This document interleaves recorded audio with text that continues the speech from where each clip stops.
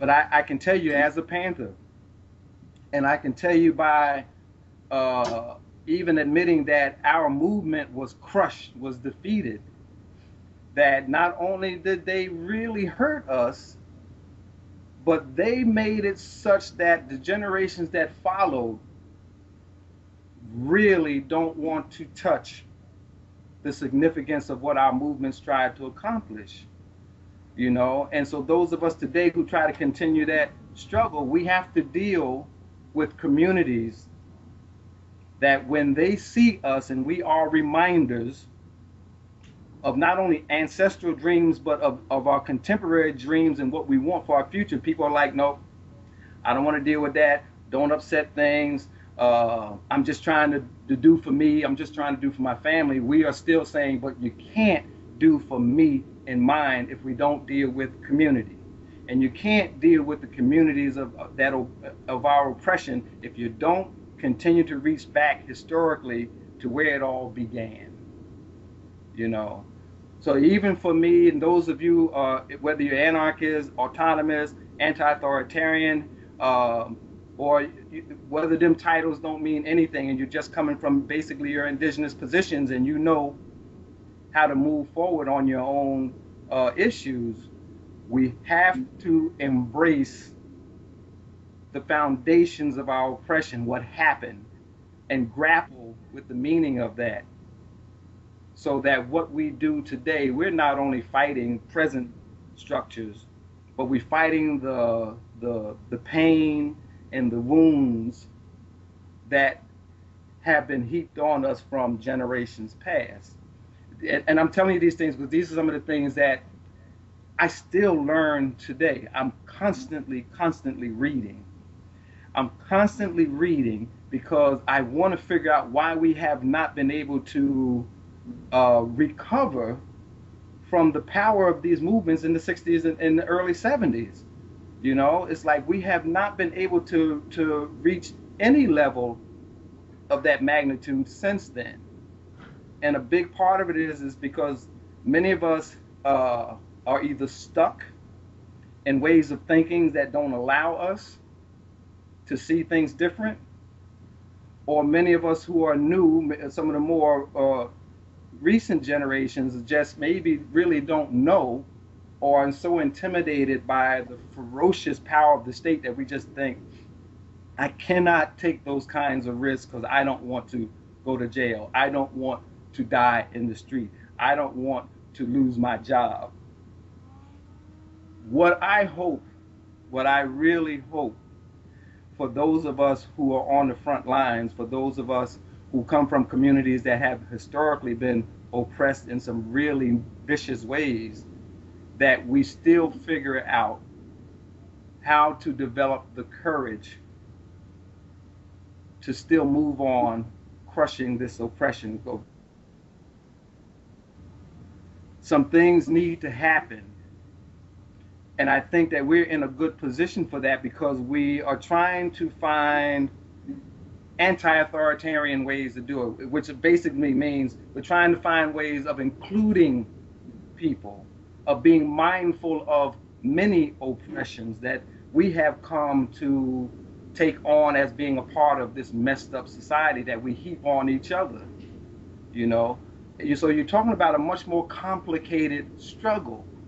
You're talking about a struggle, especially for folks of color, who we're not just fighting a class struggle here.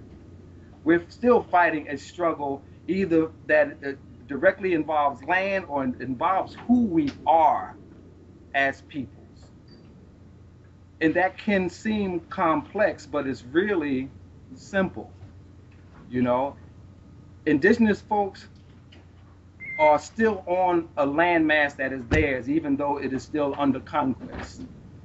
Black folks or folks of African descent, especially, you know, like for me, who my folks still gets tied to that 400 years, the slavery and everything, we're not on a landmass, we're not on Africa. We went through a period where it was punishable up to death to speak your language, to practice your religions, to care for your children, your families, to the point where we became that slave mentality. And every effort to break that slave mentality was crushed viciously. So whereas today, even with a black president, the self-esteem of black people is very low. The self-destructive ways in black communities is still very high. So for someone like me, I have to factor those things in if I'm going to be an effective revolutionary for my community. I cannot move on this community as if identity doesn't matter. I cannot move on how to help our communities pull together if I don't factor in the historical trauma. If I don't figure out ways for us to embrace historical memory, no matter how horrific it might be, you know. So what I find out as I interact with other young folks who are trying to organize or go visit the political prisoners is that we're stuck. So what do I do? You know, as one person, it's like I read. That same desire for learning that I came into the Panther Party with, and the Panther Party helped to nurture, is still with me. I want to know how we move from defeat to being free. And if we have been stuck for seemingly 40 years now, I got to start to look for different lenses. And I'm sharing that with you because I'm hoping that you, if things that you're trying to do seem not to work, that people are not really connecting with your message or what you're trying to do, you need to step back and figure out why, you know? And I do that constantly. So some of the things that even is in my talk right now is from these readings I do in historical trauma, historical memory, is these readings I do in settler colonialism, readings I do in liberation psychology, you know, and in feminist psychology. I'm trying to figure out what it is with our communities that makes them hopeless, allows them to live their life without any optimism of things radically getting better, which means really getting better, you know? And if my conversation or if my flyers or my newspapers or my marches and demonstrations and my forums is not what's reaching them, I got to figure out what else do we need to do, and not blame it on our communities, because sometimes we're quick to say, or they're just ignorant or they're just blind. You know, one of the things I learned even in the party when we was reading Mao Zedong, you know, the Little Red Book, you know, the Little Red Book said that if the revolution fails, it's the fault of the revolutionaries. You know, and though I may not be a Maoist anymore, that's, I feel, is correct. That we have to find out what it is about us that does not allow us to connect with people in our communities. It is so imperative because what is happening to our communities under this empire, under this white supremacy, under this capitalism, under this sexism and heterosexism, is that it is crushing us. And then we get so frustrated that we begin to crush ourselves out of hopelessness, out of not seeing any other way out but getting mine, the capitalist me, me, me.